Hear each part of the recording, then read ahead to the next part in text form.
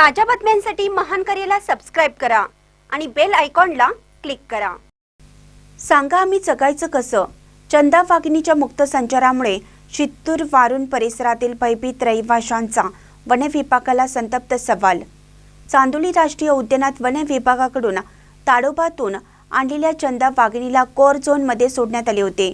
ती कोर मधून बफर मध्ये आली। आता तर तिने आपला मोर्चा चक्क प्रादेशिक मधील चित्तूर वारुण पैकी तळीचा धनगरवाडा इथे वळवल्याने नागरिकात भीतीचे आणि दहशतीचे चित्र निर्माण झाले असून घराबाहेरही पडणं मुश्किल झालं आहे।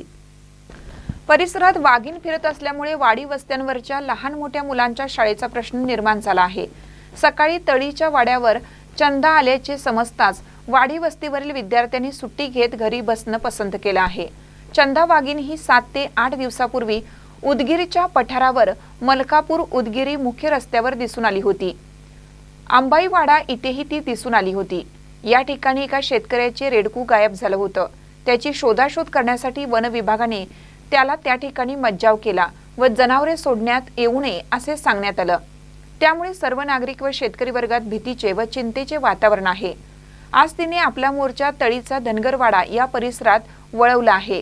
तळीचा वाडा, विठलाईवाडा, कदमवाडी, ढवळेवाडी, पेगुवाडा, राघुवाडा या सगळ्या वस्त्यांवरती अगदी चांदोली राष्ट्रीय उद्यानाला लागूनच आहेत। वन विभागाकडून सोडण्यात आलेल्या वाघिणी संदर्भात या लोकांच्या मध्ये वन विभागाकडून कोणत्याही प्रकारची जनजागृती करण्यात आलेली नाही। पर्यटन विकसित व्हावे या दृष्टीने सोडण्यात आलेल्या वाघासारख्या हिंस्र प्राण्याबद्दल इथल्या लोकांमध्ये भीतीचे आणि घबराटीचे वातावरण निर्माण झाले आहे।